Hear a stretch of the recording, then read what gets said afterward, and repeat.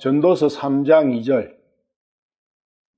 죽을 때가 있고 날 때가 있으며 심을 때가 있고 심은 것을 뽑을 때가 있으며 살해당할 때가 있고 치료받을 때가 있으며 무너뜨릴 때가 있고 세울 때가 있으며 울 때가 있고 웃을 때가 있으며 애곡할 때가 있고 춤출 때가 있으며 돌들을 함께 쌓을 때가 있으며 돌들을 버릴 때가 있고 끼안을 때가 있고 끼안는 것을 금할 때가 있으며 잃을 때가 있으며 찾을 때가 있고 버릴 때가 있고 지킬 때가 있으며 찢을 때가 있고 꿰맬 때가 있으며 잠잠할 때가 있고 말할 때가 있으며 사랑할 때가 있고 미워할 때가 있으며 전쟁할 때가 있고 화평할 때가 있도다.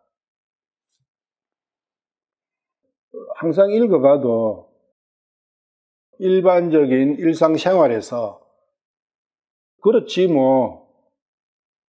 항상 울음만 있는 것도 아니고 항상 웃음만 있는 것도 아니고 모든 사람은 다 죽을 때가 있을 테고 또 생일도 있고 벼나 식물도 심을 때가 있고 파종할 때가 있고 또 그것을 뽑을 때도 있고 이런 형태로 인식할 수 있어요. 그러면 아무 말도 아니죠. 여기에 이 죽을 때, 날 때, 심을 때, 뽑을 때, 살해당하고 치료받고 무너뜨리고 세울 때, 이 모든 것은 예수님에 대한 예언이시고 또 예수님께서 나에 대해서 하실 일들이라는 거죠. 그것을 찾아보는 거죠. 성경 안에서 죽을 때가 뭐고 날 때는 뭐냐? 우리가 크게 오해하는 게 잘못 알고 있는 것이 죽을 때와 날 때예요. 우리는 엄마 뱃속에서 나온 그 생일날 그것을 날 때라 하죠. 죽을 때는 그 내가 육신이 숨이 끊어져 죽는 그것을 죽을 날이라고 100% 생각해요. 근데 그것은 100% 틀렸다는 거예요. 50% 맞고 이런 게 아니라 100% 틀렸다는 거예요. 그래 생각하면 아무 의미 없는 이야기예요. 성경에서 죽는다는 것은 하나님과 분리되는 거잖아요. 난다는 것은 누구한테 나는 거냐? 하나님께로부터 나는 거예요. 육신의 부모를 이야기하는 게 아니라고요. 육신을 이야기하는 게 아니라고. 가장 성경에서 우리가 혼돈되어 있는 게 죽음과 탄생이에요. 그것에 대해서 개념이 잘못되어 있다 보니까 그 이후에 모든 것도 잘못될 수밖에 없는 거예요. 하나님께서는 너는 다시 태어나라 하는데 태어날 게 있어야 태어나죠. 난 태어나 있는데 죽었다 하는데 내가 살아있는데 뭐 죽어? 그럼 하나님이 전부 다 빈말, 거짓말, 틀린 말을 하고 계시는 거예요. 지금까지 우리는 그렇게 성경을 배워왔어요. 그렇게 배웠기 때문에 그렇게 생각할 수밖에 없는 것도 맞아요. 그렇지만 지금부터는 바꿔야 돼요. 그거 바꾸지 않으면은 나에 대한 그 이후에 모든 하나님께 말씀하신 것이 사실로 받아들일 수가 없습니다. 왜냐하면 하나님께서는 너는 죽어 있다는 데서부터 출발하시는데 나는 살아있는데 하나님께서 육신을 이야기하지 않는다고 말씀하시는데 나는 육신을 갖고 생각하고 있고 그래서 믿음이 올 수가 없죠. 죽을 때가 있고 날 때가 있다. 이게 가장 중요한 때예요. 이게 과연 언제냐? 죽을 때는 언제고 날 때는 언제냐? 어떻게 하면은 어떻게 되어 있는 상태가 죽은 것이고 어떻게 하는 것이 나는 것이냐? 죽는 것은 무엇이며 나는 것은 무엇인가에 대해서 알아야 돼요. 배워야 됩니다. 보통은 그거는 배우나 안 배우나 삼척 동자도 다 알지. 이렇게 생각할 수 있지만 모든 사람이, 세상 사람은 단 한 명도 모르고 있어요. 성경을 믿는 사람은 알죠. 전도서 7장 1절 2절. 사람의 태어난 날이 죽는 날이니 선한 이름을 얻는 것이 귀한 학류보다 나으니라. 죽음으로 인해 애곡하는 장막에 거하는 것이 잔치집에 거하는 것보다 나으니 이는 그것이 모든 아담의 결말이기 때문이니 살아나는 것에 모든 마음을 쏟을지니라. 이 죽는다는 게 나오죠. 육신으로 태어나는 그것이 아니면은 우리가 인간으로 만들어지는 그 첫날이 죽는 날이라는 거예요. 여기서 죽는 것은 무엇이냐? 그것을 봐야 돼요. 육신은 태어났는데 죽었대요. 분명히 육신은 아니라는 거죠. 오늘 이야기하는 거죠. 죄의 삭은 사망, 죄의 삭은 죽음이잖아요. 죄로 인해서 죽는 것이 무엇이냐? 육신이 죽는 거예요. 육신은 죽지 않습니다. 죄하고 상관없어요. 육신의 원리에 따라서 살고 죽는 것이지 육신은 죄하고 상관없다고요. 죄 때문에 육신 죽는 사람 봤습니까? 육신의 조건 때문에 죽는 거죠. 모든 아담은 낱날이 죽는 날인 거예요. 이 말씀이 믿어져야 돼요. 시편 58편 3절. 사악한 자들은 태에서부터 떨어져 나갔으니 그들은 태어나자마자 길을 잃고 거짓을 말하는 것. 길을 잃었다는 것이 죽은 거예요. 진리와 분리된 게 죽은 거라고요. 태어나자마자 죽어버린다는 거죠. 여기 사악한 자 했는데 사악한 악에 물들어 있는 자, 선악과에 물든 자, 아담의 모든 후손은 선악과 독을 갖고 태어나죠. 그래서 여기에서 예외인 사람은 없다는 겁니다. 시편 58편 3절에서 예외인 사람은 아담의 후손이라면 예외가 없다는 거죠. 태어나자마자 거짓을 말한대요. 그러면 평생 거짓말만 하고 사는 거예요. 자기 생각에 참말도 많이 했다 싶겠죠. 그런 게 우리가 잘못 알고 있는 거예요.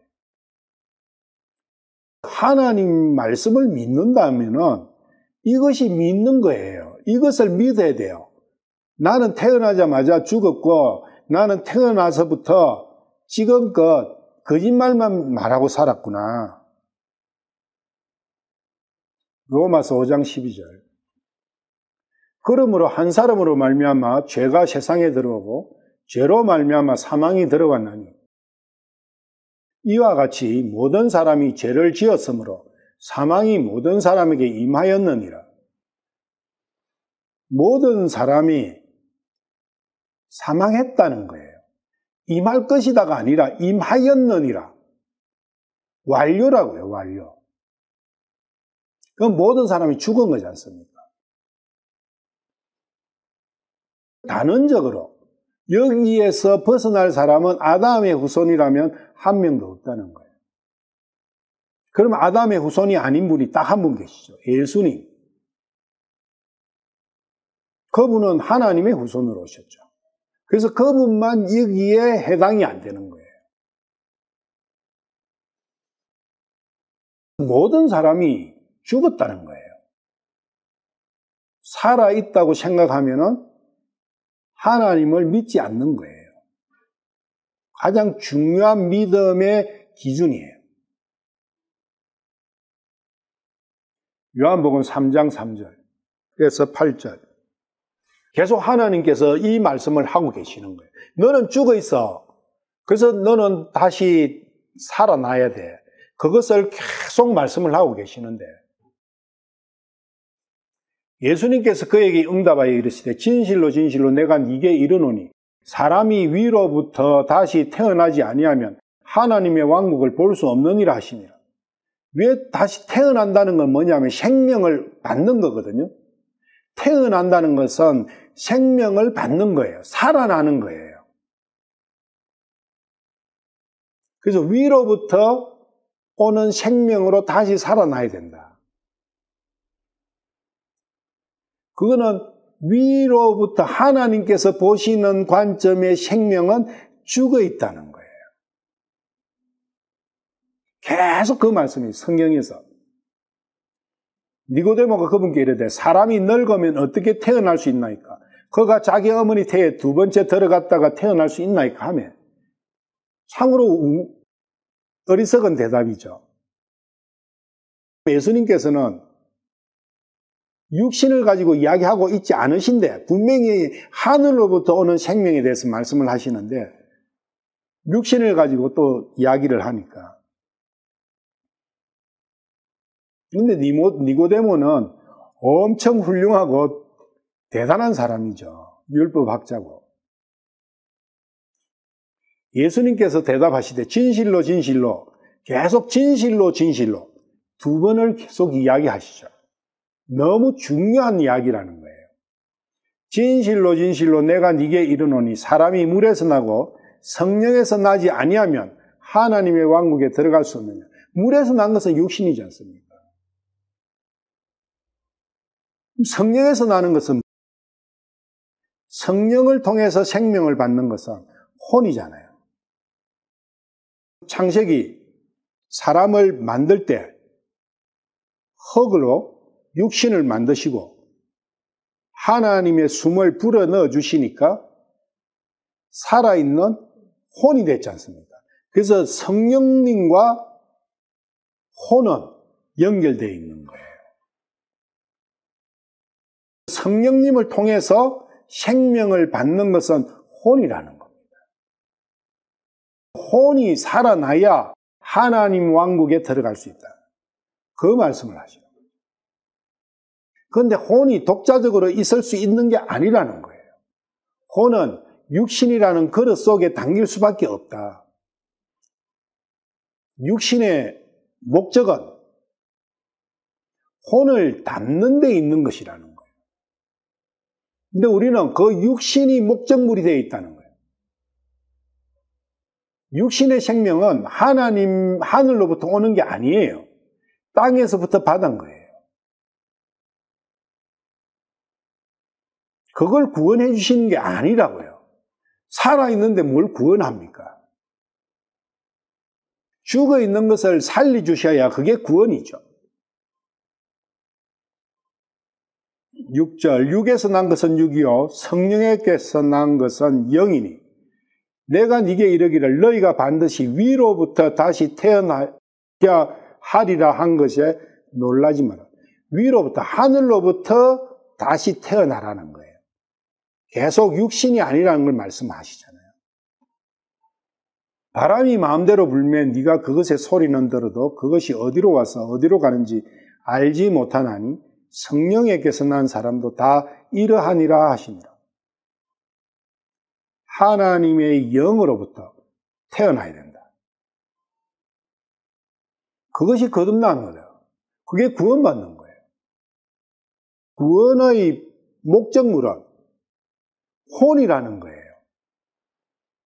육신은 구원받고 안 받고 아무 상관이 없어요.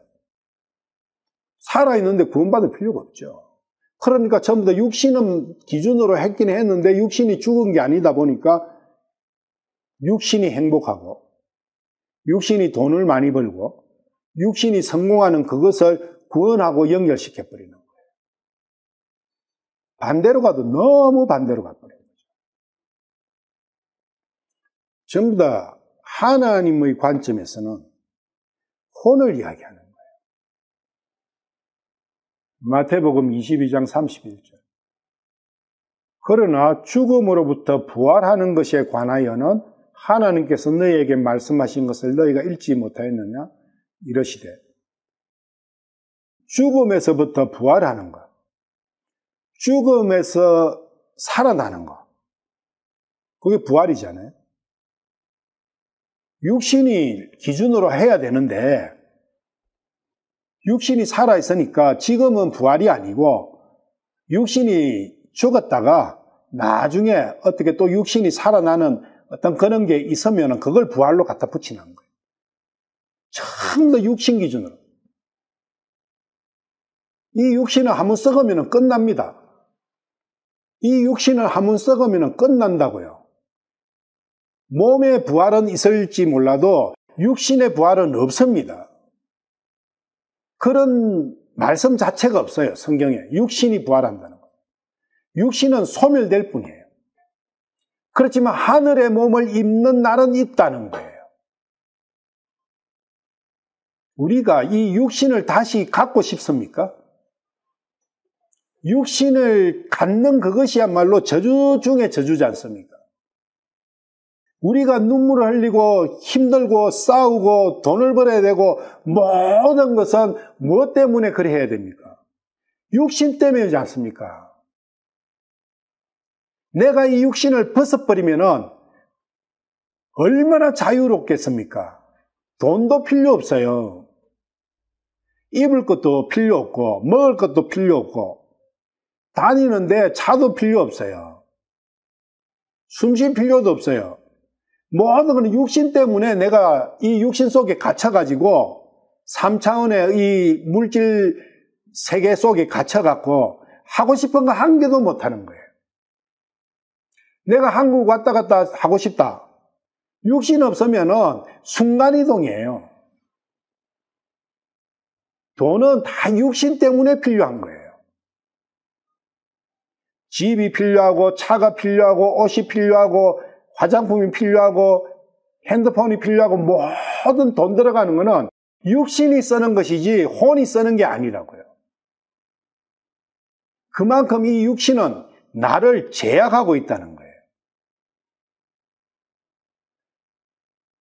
그러다 보니까 그 제약 조건을 좀 좋게 만들려고 나는 내 인생을 다 소비시켜버리는 거예요.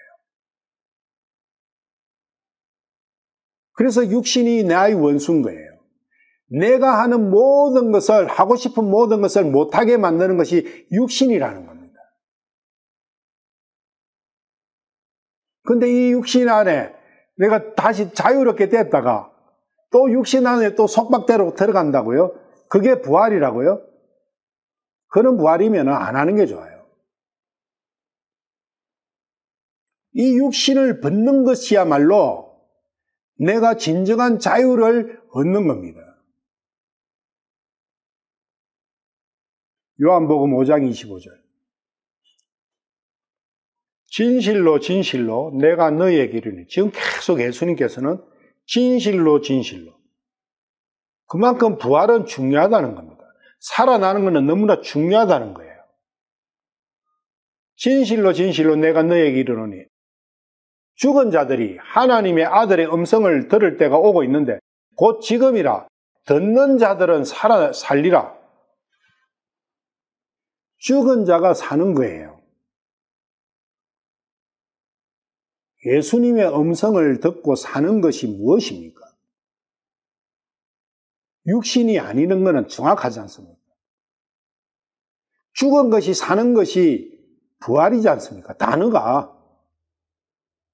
고정관념을 푸십시오. 진짜 고정관념을 푸시라고. 그래야 하나님 말씀이 제대로 들어옵니다. 지금 예수님께서 죽은 자들은 살아날 것이다.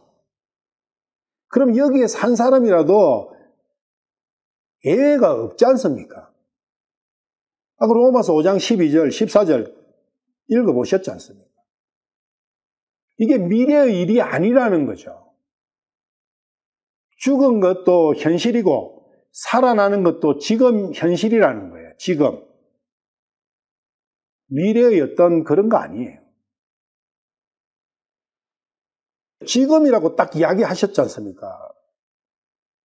예수님께서 2000년 전에 이거 끝난 거예요? 아니라고요. 예수님은 계속 현재예요. 말씀은 현재예요. 이 지금은 지금도 지금이에요. 이 말씀을, 예수님의 말씀을 믿고 듣고 믿는 사람은 살아나는 거예요. 에베소서 2장 5절. 심지어 우리가 죄들 가운데서 죽었을 때에, 우리 하지 말고 나 이래서요. 심지어 내가 죄들 가운데서 죽었을 때에 나를 그리스도와 함께 살리셨고, 죽었다가 살아났지 않습니까? 벌써 이 항공정이, 이 대상, 바울 사도가 에베소 교회의 성도들에게, 그 성도들에게 이 말씀을 하시는 거예요. 너희들은, 우리는, 바울 사도까지 포함해서 우리는, 성도들은 죽었다가 살아났다. 완료형을 이야기하지 않습니까? 나중에 살아날 거다. 죽었다가 살아날 거다가 아니지 않습니까? 구원은 받았다고 과거 완료형으로 이야기를 하는데 살아나는 것은 왜 미래로 갖다 붙이냐고. 죽었다가 사는 그것이 구원이라고요. 그게 죽었는데 살아난 그것이 구원이라고요. 로마서 8장 11절. 그러나 만일 예수님을 죽음에서 일으키신 분의 영께서 너희 안에 거하시면, 그리스도를 죽음에서 일으키신 분께서 너희 안에 거하시는 자신의 성령님을 통해 너희 죽음의 사슬에 묶여있는 몸도 살리시리라. 여기 이 몸이 살린다면은 몸이 안 죽는 몸이에요. 여기의 몸은 우리가 말하는 육체가 아니에요.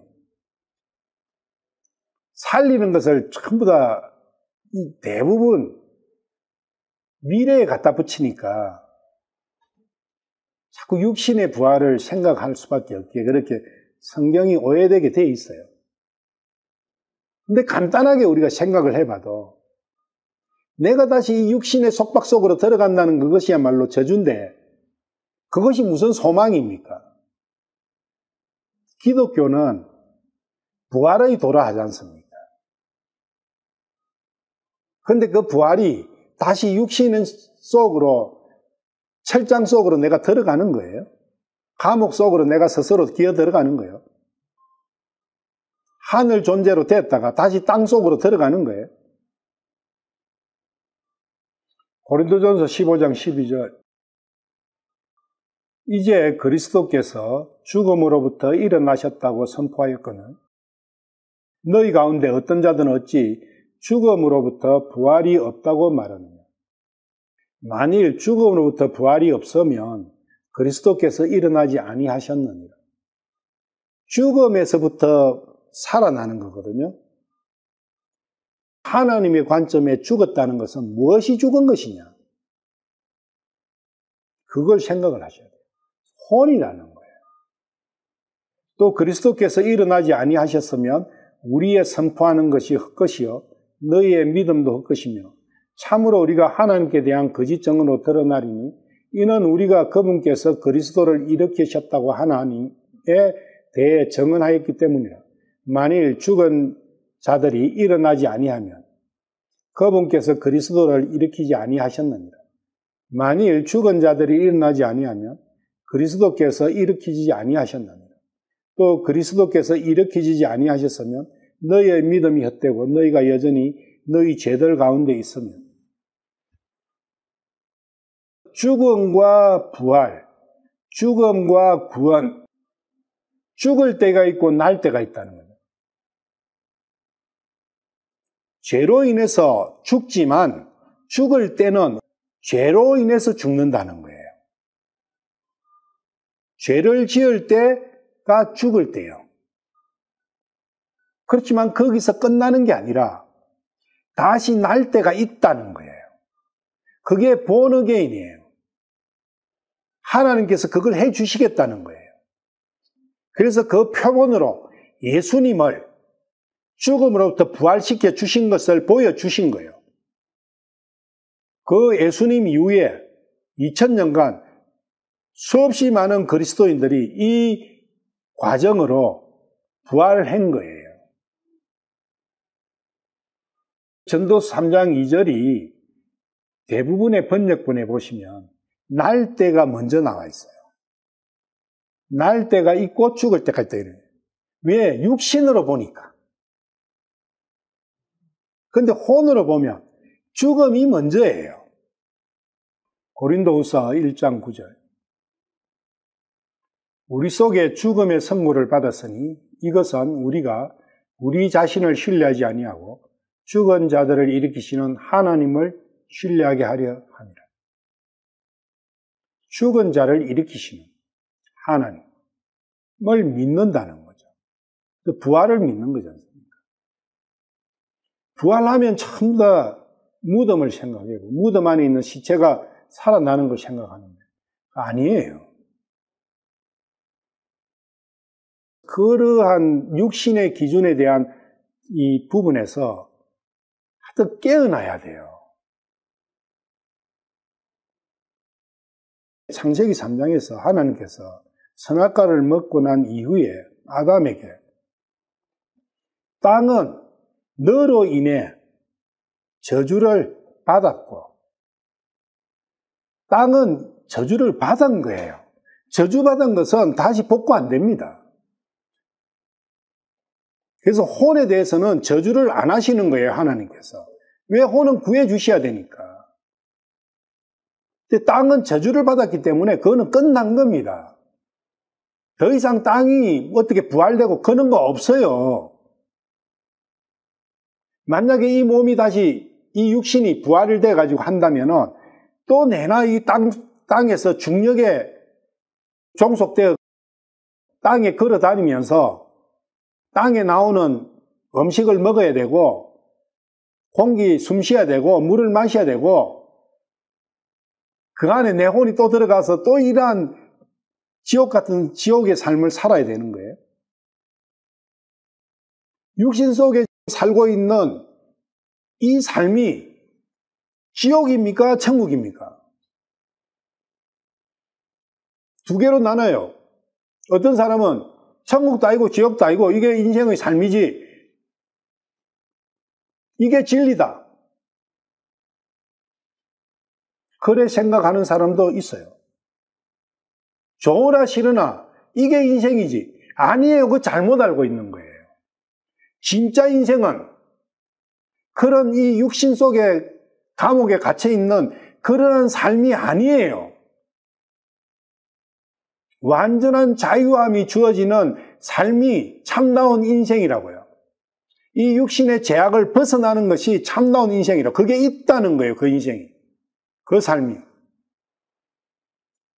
우리는 조금만 움직이려 해도 자전거를 타든 오토바이를 타든 차를 타든 타야 되죠. 비행기 멀리 가면 비행기를 타야 되고 어떤 경우는 로켓을 타야 되고 하루에 2끼, 3끼 꼬박꼬박 먹어야 되고 마셔줘야 되고 그 속박된 노예지 않습니까? 노예 생활이 따로 있어요. 죽는 것과 죽음이라는 부분과 탄생이라는 부분을 그리고 혼과 육신의 관계에 대해서 잘 진짜 생각을 해보십시오. 이걸 모르고는 성경은 무의미합니다. 하나님 아무리 알아봤자 소용이 없어요. 창세기 5장 4절에서 8절. 아담 후손들의 삶의 모습이에요. 이 공식에서 벗어날 사람은 아담의 후손으로는 없다는 거예요. 육신을 가진 사람. 아담이 셋을 낳은 뒤에의 생애는 800년이었으며 그가 아들, 딸들을 낳았더라. 아담이 산 전 생애는 930년이었으며 그가 죽으니라. 셋은 105년을 살며 에노스를 낳았고 에노스를 낳은 뒤 807년을 살며 아들, 딸들을 낳았더라. 셋의 전 생애는 912년이었으며 그가 죽으니라. 지금 뭐 간단하게 아담하고 셈만 이렇게 봤는데 공통분모죠. 부모한테서 나서 결혼해가 아들, 딸 낳고 죽는 거예요. 그게 아담의 후손이 이 육신을 가진 인생이 가는 모든 사람이 겪는 길이에요. 다른 거 없어요. 그 안에서 찢고 뽑고 뭐 한 거는 많이 있겠지만 그것은 하나님 보시기에 아무 기록 대상이 아니라는 거예요. 우리의 삶도 마찬가지예요. 근데 이게 언제까지 가느냐? 이 삶의 모습이 아브라함까지 가요. 노아 한번 볼까요? 9장 29절. 창세기 9장 29절. 노아의 전생애가 950년이었으며 그가 죽으니라. 똑같죠? 단지 노아의 그 삶 속에서 대홍수가 일어나고 그런 과정은 있었지만 대동소이. 자, 이제 아브라함을 보자고요. 아브라함에 대해서는 어떻게 표현해 놨었는지. 아브라함의 생애를. 창세기 25장 8절. 그때에 아브라함이 숨을 거두니라. 그가 나이가 충분히 들어 늙고 횟수가 차서 죽어 자기 백성에게로 거두어지며. 여기에 몇 개 들어간 게 있어요. 아담부터 노아까지 사람들의 삶을 표현한 거하고 약간 다른 표현들이 몇 가지가 들어있는 게 나이가 충분히 들어, 이게 나이가 충분히 들은 게 아니에요. 영어로 보면 died in a good old age예요.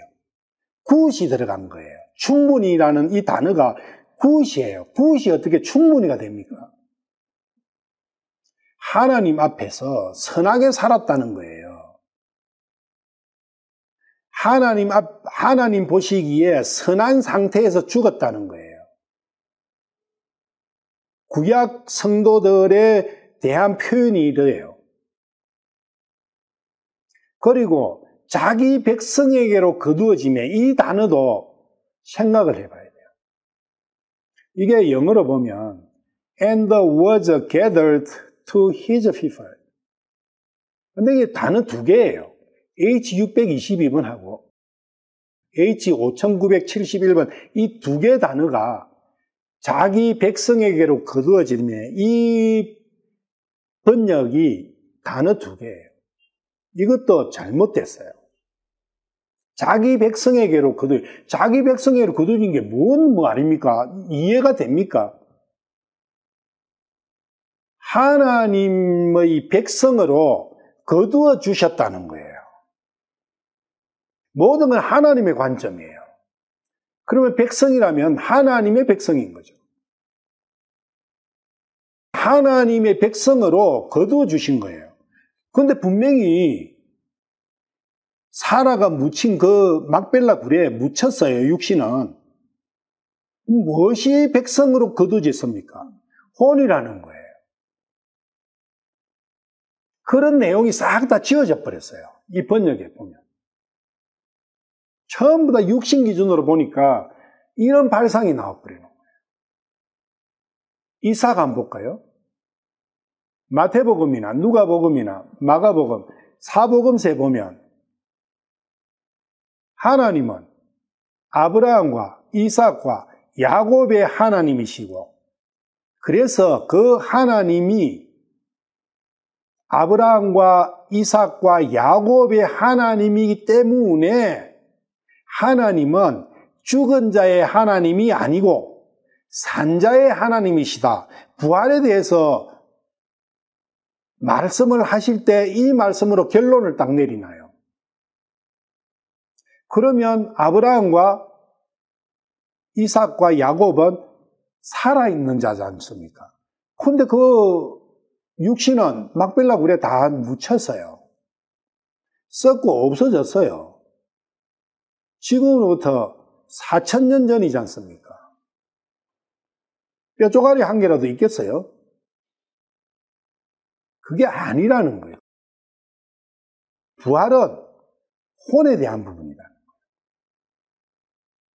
창세기 35장 29절. 이삭이 늙고 날들이 차서 숨을 거두고 죽어 자기 백성에게로 거두어지니. 또 여기 자기 백성에게로 거두니 나오죠. 똑같은 단어예요.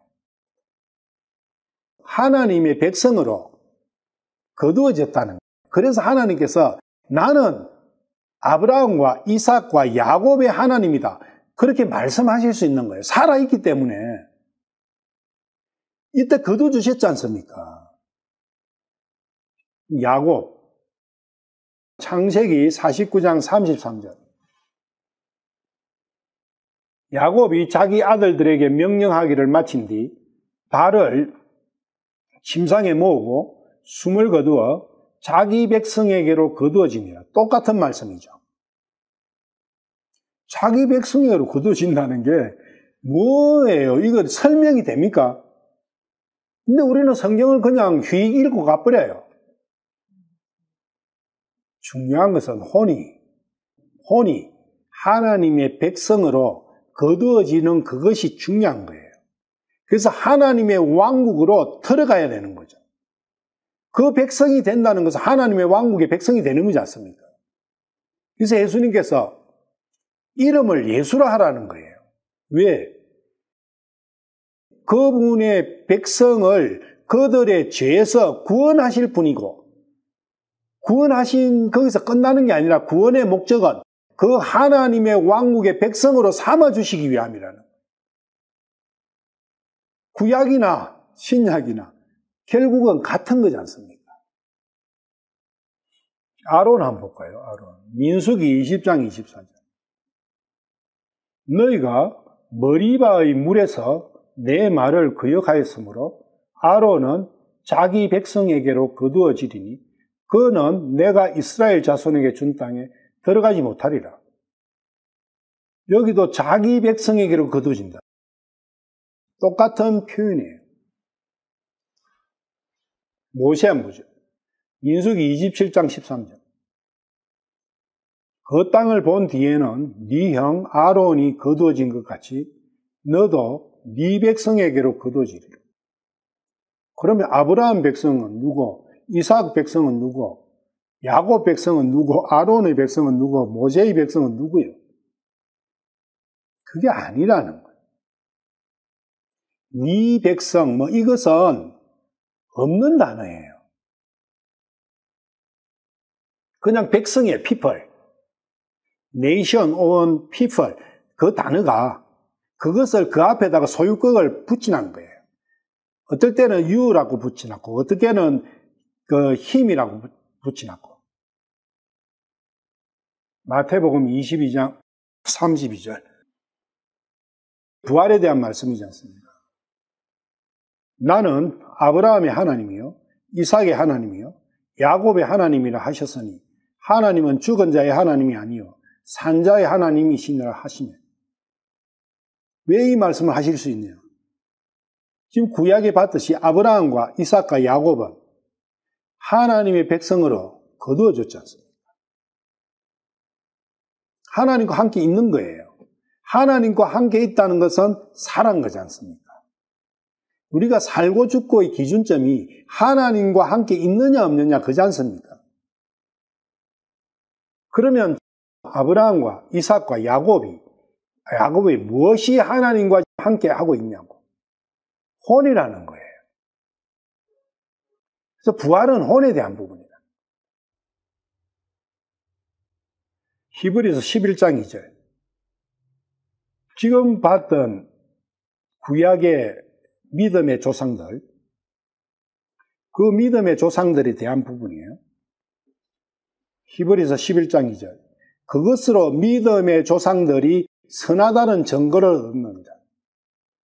아까 그걸 충분히 일어나니까 말이 안 되는 거예요. 굿이에요. 킹제임스 영어를 보십시오. 굿이에요. 굿을 왜 충분히라고 해놨는가? 선하다는 증거를 얻은 거예요. 하나님께서 증거해 주신 거예요. 선하다는 것. 선하게 살았다는 것을. 창세기 25장 8절 아브라함에 대한 부분을 같이 보셔야 돼요. 히브리서 11장 13절 그 뒤에 이들은 다 믿음 안에서 죽었으며 약속하신 것들을 받지 못하였으되 멀리서 그것들을 보고 확신하며 끌어안았고 또 땅에서는 자기들이 나그네요 순례자라고 고백하였어요. 이러한 삶을 살았기 때문에 선하다는 증거를 받은 거예요. 땅에서는 나그네요 순례자라고 한 거예요. 이 육신이 나의 본체가 아니다고 생각하고 살은 거예요. 육신과 별개로 살았다는 거예요. 우리는 육신을 고국처럼 생각하고 살고 있지 않습니까? 내 고향처럼 살고 있지 않느냐는 거예요. 그래서 우리 자신에 대한 죽음과 태어남에 대한 정확한 개념을 갖고 있어야 합니다. 성경적으로. 하나님께서 나에 대해서 죽었다 살았다를 어떤 상태를 죽었다 살았다고 하시는지 답을 갖고 있어야 된다는 거예요. 그 답 없으면 다 추상이에요. 하나님께서는 너는 나자마자 죽었다는 것을 전제로 하시고 그 이후에 모든 말씀을 하신 거예요. 거기서 그 죽음에서부터 살려주시기 위해서 본인이 직접 오셔가지고 피까지 흘려주시고 그 고난을 당하시고 그러한 은혜를 베풀어 주셨는데 정작 나는 죽었지 않았다고 해버리면 그 하나님의 역사하고 나는 아무 상관이 없는 거예요. 그리고 너는 살아나야 된다. 살아나라 하는데 내가 살아있는데 이렇게 생각하면 그 살아나라는 그 말씀이 더 이상한 말씀이 되어버리죠. 하나님을 이상한 사람으로, 이상한 존재로 만들어버려요. 내가 살아있고 나는 죽음이라는 것이나 태어난 것을 살았다 죽었다 모든 기준을 육신으로 갖고 있는데 누가 와서 너 죽었으니까 살아나 하면 그 사람이 그 말하는 사람 보고 뭐라 하겠어요? 미친놈이라 하겠죠. 도란 놈이라 하겠죠. 그렇게 돼버리는 거예요. 하나님에 대해서 그렇게 해버리는 거예요. 하나님께서 미친 말을 하시는 분이 돼버리는 거예요. 곰곰이 생각해 보십시오. 하나님을 미쳤다고 생각을 하는데 그 하나님 믿을 필요가 있어요? 안 믿어져요. 성경을 읽으면 읽을수록 점점 더 미궁문에 빠지게 돼 있어요. 그러면 예수 그리스도의 죽음과 부활,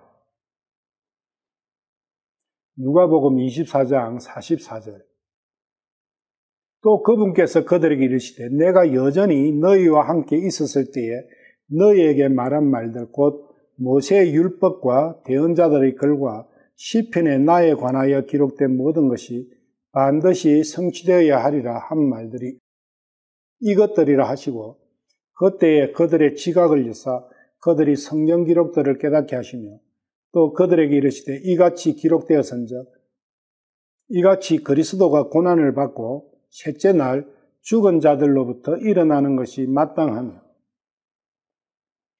여기에 그리스도의 죽음과 부활에 대해서 말씀을 하시죠. 예수님께서 직접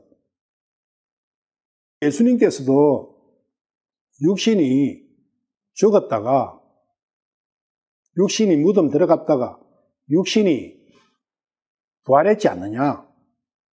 예수님도 육신 기준 아니냐? 성경을 몰라서 그래요. 성경을 보면 예수님께서 지옥에 가셨다고 되어 있어요. 땅의 중심에 갔다가 오셨다고요. 예수님은 지옥 가셔야 되는 거예요. 예수님의 육신이 지옥 갑니까? 아니죠. 예수님의 혼이 지옥 가신 거죠. 지옥 가셨다가 다시 지옥에서부터 나온 것은 예수님의 혼이라는 겁니다. 육신은, 몸은 혼에 부속되어 있는 거다. 땅이 주가 아니지 않습니까? 예수님의 본질은 예수님의 혼이에요. 그래서 예수님께서 침례를 받으시고 성령을 받으시고 그때부터 예수님은 3년 반 동안 공생애를 시작하시죠. 성령님을 받을 때 예수님의 혼과 성령님은 연결되는 거죠. 그런데 십자가상에서 예수님께서 영을 내어드리지 않습니까? 그럼 혼은 그 성령님은 하나님이거든요. 하나님의 본체가 성령님이죠. 그러면 성령님과 분리가 되어버렸지 않습니까? 혼이. 그러면 혼은 지옥 가신 거죠. 그런데 다시 그 혼이 성령님과 다시 함께 함으로써 부활하신 거예요. 그 모든 과정을 육신 기준으로 봐버리니까 오류가 생기는 거예요. 고난을 받고 죽고 다시 일어난다. 부활하는 거. 죽음과 부활. 그리스도의 죽음과 부활. 요한복음 7장 30절. 이에 그들이 그분을 잡고자 하나 아무도 그분께 손을 대지 아니하였으니 이는 그분의 때가 아직 이르지 아니하였기 때문이다. 죽을 때. 죽음과 탄생, 이 부분에 대해서 생각을 정확하게 할 필요가 있다. 그 다음에 그 뒤에 구절, 심을 때가 있고 심은 것을 뽑을 때가 있습니다. 심는 것은 우리 잘 알고 있는데 심은 것을 뽑는 것은 이 대상이 심는 것을 뽑는다는 것은 뭘 뜻하느냐? 이게 추수냐? 성경에서 추수는 뽑는다는 표현을 안 쓰세요. 추수는 벤다고 표현하세요. 벼나 굴이나 밀이나 콩이나 곡식을 추수할 때는 베요, 베. 낫으로 베지 않습니다. 뽑지 않아요. 그러면 심은 것을 뽑는 것과 심는 것은 대상이 다르다는 것을 일단 아셔야 돼요. 우리는 이걸 그냥 심을 때가 있고 심은 것을 뽑을 때가 있고 심고 추수하는 거구나 이렇게 생각할 수 있어요. 아니에요. 씨 뿌리는 자의 비유가 다 알죠? 마태복음 13장 3절에서 9절. 그분께서 비유로 많은 것을 그들에게 말씀하여 이르시되 보라 씨 뿌리는 자가 뿌리러 나갔어. 씨 뿌리면은 씨 뿌리는 게 심는 거지 않습니까? 심었는데 어떻게 심어졌느냐? 뿌릴 때에 어떤 씨들은 길바닥에 떨어지며 날집성들이 와서 그것들을 먹어버렸고 길바닥 위에 노출되어 있으니까 새가 와서 주워 먹어버렸죠. 길가가 아니에요. 노상이라고요. 반질반질한 노상이라고. 길가는 숲이 우거져 있어가지고 거기 씨 떨어지면 잘 나요. 그런데 사람이 계속 밟고 다니는 그 노상은 반질반질하기 때문에 거기에 무슨 씨가 떨어진들 안으로 박히지를 않습니다. 그 뜻이에요. 이 사람은 누구냐면 길바닥에 받은 사람, 이 사람은 마음이 길바닥인 거예요. 길바닥은 세상 일 때문에 바쁜 거예요. 세상 일에 바쁜 사람이 길바닥에 씨 떨어진 거예요. 절대적으로 거기에 싹이 안 난다는 겁니다. 세상 일에 바쁜 사람. 5절 들어는 흙이 많지 않는 돌밭에 떨어지며 흙이 깊지 아니하므로 곧 싹을 내나 해가 돋은 뒤에 타서 뿌리가 없으므로 시들어버렸고 돌짝밭 나오죠. 돌은 율법과 양심과 자기의 행위로 쌓아 올린 어라 했지 않습니까? 그 어로 꽉 차 있는 사람은 말씀을 받으면 처음에 바로 즉각적으로 받아들인다는 거예요. 그러면 싹이 나요? 싹이 안 나는 게 아니에요. 싹난 그것 가지고 평생을 붙들고 있는 사람도 있어요. 근데 싹이 어떻게 돼버렸어요? 뿌리가 못 내리니까 햇빛이 나니까 다 죽어버렸어요. 이런 사람 너무 많아요. 그게 한국에는 기독교가 처음 들어올 때부터 대부분의 기독교가 율법의 행위로서 들어와 버렸어요. 그러니까 자기 의를 가득가득 쌓아난 기독교인들이 너무 많았던 거죠. 거기에 복음 떨어져 봤자 처음에는 미친 것 같이 기뻐할 수도 있어요. 즉각적으로. 눈물 흘리고 콧물 흘리고 시들어버려버려는 자라도 못하고 열매는커녕 자라야 열매가 열리지 않습니까? 종교인들, 대표적인 기독교 종교인들 다 여기에 포함돼요. 근데 오해할 수 있어요. 내가 말씀 받을 때 얼마나 기뻤는데 다른 사람들은 밍밍한데 나는 완전히 뿅 갔어 그때. 그거는 뭔데 그러면 하나님께서도 그거 있다 그거예요. 맞다 그거예요. 그때 그거. 그거는 네 어로 인해서 받아들여진 것이지. 그래가지고 그 네 어 때문에 그 말씀이 뿌리를 못 내리고 다 죽어버렸다. 7절. 들어는 가시나무들 가운데 떨어지며 가시나무들이 돌아나 그것들을 숨막히게 하였느니라. 가시나무는 양심이에요. 양심 가운데 떨어뜨려버려요. 양심을 가지고 신앙생활을 하는 사람들. 진정한 하나님의 말씀은 양심에 가려버리는 거예요. 8절. 그러나 다른 것은 좋은 땅 속에 떨어지며 얼마는 100배, 얼마는 60배, 얼마는 30배의 열매를 내었느니라. 들을 귀 있는 자는 들을지어다 하시니라. 씨를 뿌리죠. 심는다는 거예요. 그래서 심을 때가 있다. 어디에다가 언제 어떻게 심어야 돼요?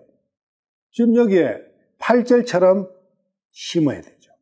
8절처럼 되었을 때, 옥토가 되었을 때 거기에 뿌려야죠. 그게 심을 때예요. 그 13장, 마태복음 13장 24절입니다.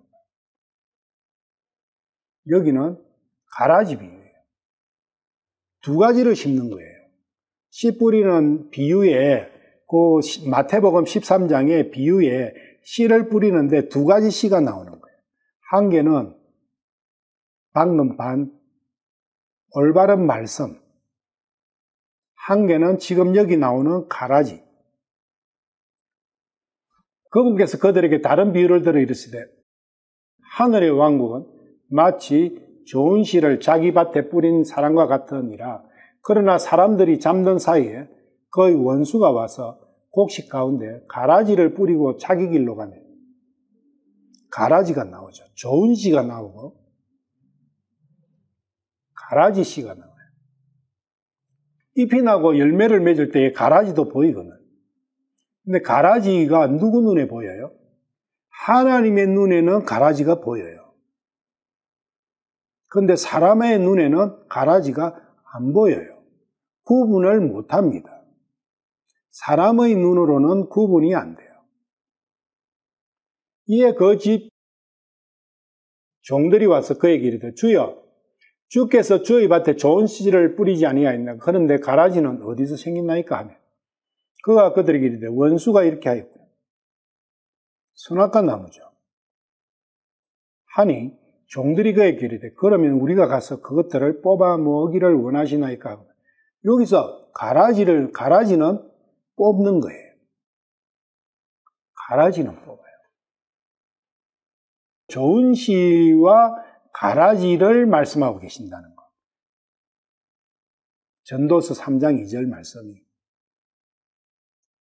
그러니까 하나님께서 이렇게 하시죠. 마태복음 13장 29절에 그가 이르되 아니라 너희가 가라지를 모으다가 그것들과 함께 곡식까지 뽑을까 염려하는. 곡식은 뽑는 대상이 아니에요. 가라지는 뽑는 대상이지만 곡식은 낫으로 베는 대상이에요. 왜냐하면 벼를 뽑아가지고 추수한다 해보세요. 그러면 거기에 흙이 들어가겠죠. 곡식에. 그래서 베면은 깔끔하죠. 벤다는 게 또 뭐예요? 베면은 어떠냐? 벼를 뱄어요. 내가 벼를 한 문근 잡고 착 뱄어. 그러면 이 벼는 어떻게 된 거죠? 베진 벼는 땅과 분리됐죠. 땅과 분리되는 것이 추수라고요. 우리도 추수가 돼야 되지 않습니까? 그러려면 땅과 분리가 돼야 돼요. 땅과 분리되려면 베어져야 돼요. 베어질 때 생살이 베어지는 거예요. 생살이. 아프겠죠? 고통이죠? 근데 베어지는 그거에서 끝나면 다행이에요. 땅과 분리된 이후에도 타작하죠, 타작. 추수했다고 그냥 두는 게 아니지 않습니까? 추수하면 말려가고 타작하죠. 그러면 벼를 털어요. 털 때 어떻게 합니까? 요사이는. 옛날에는 윙윙윙 하면서 이게 발로 밟으면 휙 돌아가는데 거기 벼를 촥 쳐가면 벼 알만 떨어지죠. 그럼 떨어지려면은 거기 엄청난 힘을 가해야 돼요. 두드려서 패야 돼. 얼마나 아프겠어요. 거기 또 끝이 아니라고. 자, 그러면 벼가 성경에서는 밀을 많이 이야기하니까 밀 좋다고요, 밀. 그래가 그러면 밀을 또 도정을 해야죠. 그 다음에 또 뭐 필요하죠? 도정한다고 해서 빵이 되나요? 밀이? 빻아야죠. 빵은 어떨 때 더 맛있습니까? 밀가루가 고우면 고울수록 빵은 더 맛있어져요. 곱게 간다는 뜻은 내 형체가 완전히 없어지는 거죠. 추수부터 시작해서 하나님께서 드시는 제사상에 올라가기까지 그 전 공정 자체는 밀 그 자체로 보면 완전히 순환과 순환의 연속이에요. 고통과 고통의 연속이라고. 육신이 그래야 된다는 거예요. 하나님께 드리지는 열매가 되기 위해서. 내 자신이. 그런데 가라지는 뽑아버려요. 뽑으면은 뿌리까지 뽑아버려야지 내년에 안 나지 않습니까? 뽑아가지고 그냥 둡니까? 아니죠. 태워버려요. 왜냐면 뽑아가 이 가라지는 생명력이 너무나 땅에서 생명력이 강력해가지고 뽑아나면은 거기서 내년에 더 많이 나버려.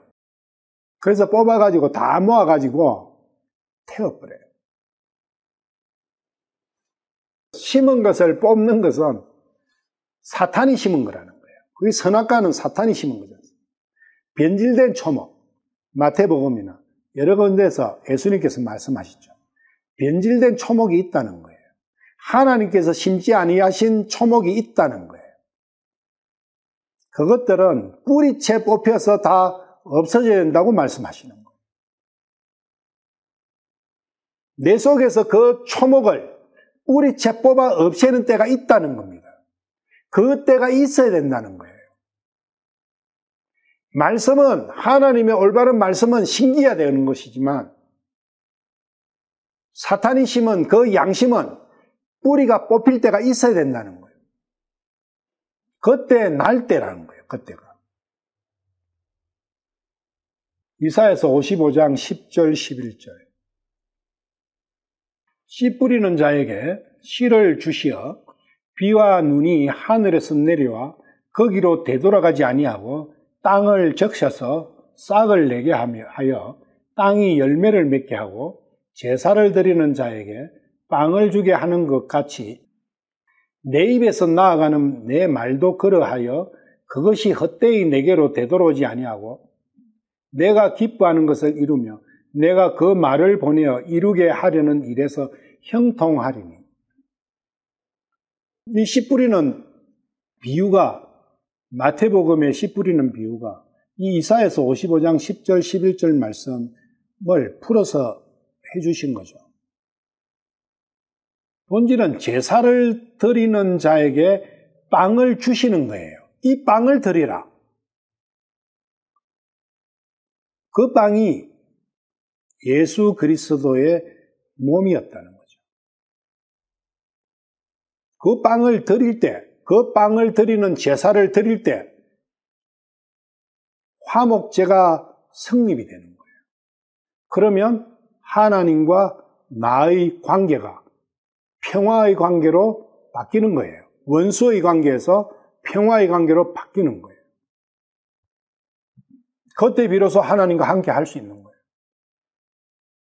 레위기서나, 근데 화목제물에 대해서 한번 보십시오. 화목제물은 먹는 음식이에요. 제사장이 드시는 거라고. 거기에는 소금이 쳐져야 돼요. 그저께 제가 올린 유혹이 계란 흰자위와 소금이라는 그 주제에 정확하게 나와 있어요. 화목제에 대한 말씀이죠. 유혹은 내가 소원하는 것은 하나님께서 드시는 그 화목제의 빵의 원재료가 되는 가루가 되는 그것이야말로 내가 원하는 것이다. 사탄과 친구들과 엘리오는 너 자신이 농사 지어가 할 수 있어. 욥은 내가 만들 수 없어. 나는 오직 가루가 되는 그것이 원함이야. 하는 그러한 고백 속에서 욥의 믿음이 있다.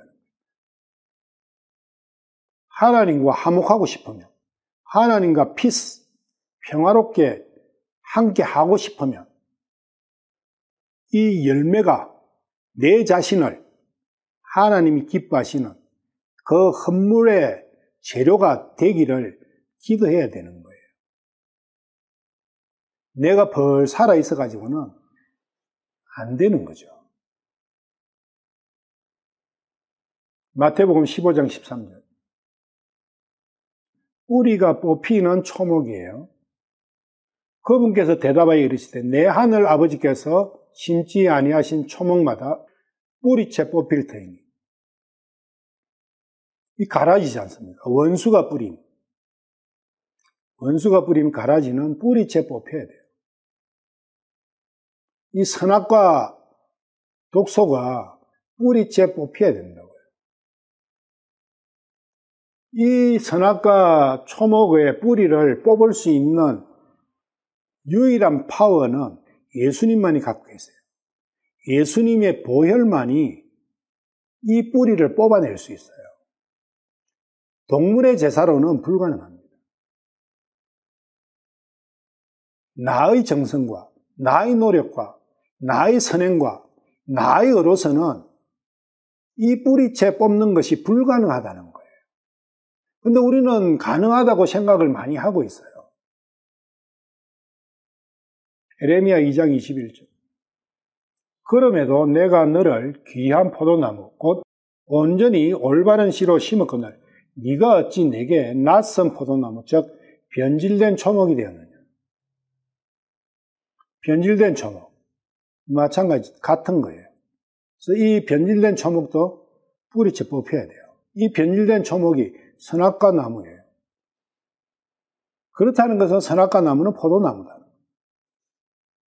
결론을 낼 필요는 없지만 그래서 포도주는 포도나무에서 나는 포도를 가지고 포도주를 만들지 않습니까? 생명나무에서 나온 포도를 가지고 만든 포도주. 그 포도주는 예수님의 피예요. 예수님께서 주신 포도주예요. 영원한 생명을 위해서 주신 하나님께서 준비하신 포도주로 영원 전부터 준비하신 포도주. 생명나무에서 나는 포도로 만든 포도주. 근데 변질된 초목에서 나오는 포도주. 요한복음 2장에서 예수님께서 만들어 주시기 전에 그 사람들이 먹고 취했던 그 포도주. 먹으면 취하는 포도주. 그거는 선악나무에서 나온 포도로 만든 포도주. 독포도주. 용의 독이에요. 그게 신명기 32장에 나오는 포도주. 그 용의 독의 포도주. 그 독포도주에 취하면 사람은 완전히 죽는 거예요. 계속 그런 말씀이 나오지 않습니까? 마태복음 7장 17절도 마찬가지죠. 이와 같이 선한 나무마다 선한 열매를 맺고 변질된 나무는 악한 열매를 맺나니 선한 나무가 악한 열매를 맺지 못하고 또 변질된 나무가 선한 열매를 맺지 못하네요. 나무는 사람이죠. 한 사람 안에서, 한 나무 안에서 선한 열매와 변질된 열매가 열릴 수가 없다는 거예요. 우리는 열릴 수 있다고 생각하고 있어요. 그런데 말씀에서는 절대 열릴 수가 없다. 선한 나무여야 되어야만이 선한 열매를 맺는다는 거예요. 중요한 것은 선한 나무가 되어야 되는 거예요. 선한 나무가 되면 열매는 자동으로 열려요. 우리는 선한 열매에 너무 집착하고 있지 않느냐. 나무를 봐야 돼요. 우리 사람은 나무예요. 나무가, 변질된 나무는 100% 악한 열매만 내는 거예요. 마태복음 15장 18절, 19절. 악한 나무죠, 악한 나무. 변질된 나무에서 나오는 거예요. 15장 18절. 그러나 입에서 나오는 그것들은 마음에서 나오며 그것들이 사람의 혼을 더럽게 하느니라. 마음에서 악한 생각, 살인, 간음, 음행, 도둑질, 거짓, 정언, 신성모독이 나옵니다. 변질된 나무에서는 요것밖에 안 열리는 거예요. 열매가. 절대 선한 열매가 열릴 수가 없어요. 나무를 보시라는 거예요. 나무를 생각하시래요. 마태복음 13장 40절. 아까 가라지의 종막이에요. 가라지의 결국이라고. 그런 이제 가라지를 모아 불에 태우는 것까지. 가라지를 모아서 불에 태워 부리잖아요. 이 세상 끝에도 그래야 돼요. 이 세상 끝이 언제냐, 이제 그거 문제가 있어요. 종말론에서 말하는 그 종말의 때를 이야기하는 거죠. 종말이 있어요. 이 세상에 마지막이 있다고요. 있으니까 이 말씀하시잖아요. 심판의 날이에요. 세상 끝은 심판의 날이에요. 그 심판의 날이 언제냐? 9월의 날이에요. 창세기 2장 9절에 보면 생명나무와 선과 악의 지식나무가 함께 있어요. 동산의 중앙에. 그런데 계시록 2장 7절에 보시면 귀 있는 자는 성령께서 교회들에 말씀하시는 것을 들을지어다. 이기는 자에게는 내가 하나님의 낙원 한가운데 있는 생명나무에서 나는 것을 주어 먹게 하리라. 여기는 하나님의 낙원 한가운데에는 생명나무만 있어요. 이게 창세기와 계시록의 차이예요. 그 과정의 중간에 선악나무가 뿌리채 뽑혀 없어진 거예요. 차이라면 딱 그거 한 게 있어요. 그래서 계시록 22장 2절에 그 도시의 거리 한가운데와 강의 양쪽에는 생명나무가 있어서 그것이 12종류의 열매를 맺고 달마다 자기 열매를 냈으며 그 나무의 잎사귀들은 그 민족들을 치유하기 위하여 있더라. 생명나무. 오직 계시록에는 생명나무가 나와요. 선악나무는 없어졌어요. 그래서 이 온 세상의 역사도 되지만 성경 창세기부터 계시록까지 또 다른 관점에서는 한 사람의 혼에서 일어나는 일이라는 거예요. 마음의 동산에서 일어나는 일이라는 겁니다. 결론이 이리 되는 거예요. 히브리서 10장 22절. 우리 마음이 뿌림을 받아 악한 양심으로부터 벗어났고 우리 몸은 순수한 물로 씻겼으니 우리가 믿음의 충만한 확신 속에서 진실한 마음으로 가까이 다가가자. 악한 양심으로부터 벗어난 거예요. 이 악한 양심으로부터 벗어난 게 계시록 22장에 오직 생명나무가 보이는 거죠. 내 마음밭이 정화된 거예요. 그렇기 때문에 나는 하나님과 영원히 함께 할 수 있는 자격을 갖게 된 거예요. 하나님과 함께하는 그것이 살한 거지 않습니까? 아모스 9장 15절. 내가 그들의 땅에 심으리니 그들이 내가 그들에게 준 그들의 땅에서 다시는 뽑히지 아니하리라. 주니 하나님이 말씀합니다. 다시 심으실 때는 그 누구도 뽑지 못하고 그 누구도 훼손을 할 수가 없어요. 이게 영원한 약속이죠. 이런 약속을 믿는 거예요. 누구도 다시 뽑지 못한다는 거예요. 그 확신이 있으면 이 세상 살기가 얼마나 쉽겠습니까? 그래서 믿음의 삶을 살게 되면 이 세상이 너무나 쉬워진다는 거예요. 삶 자체가.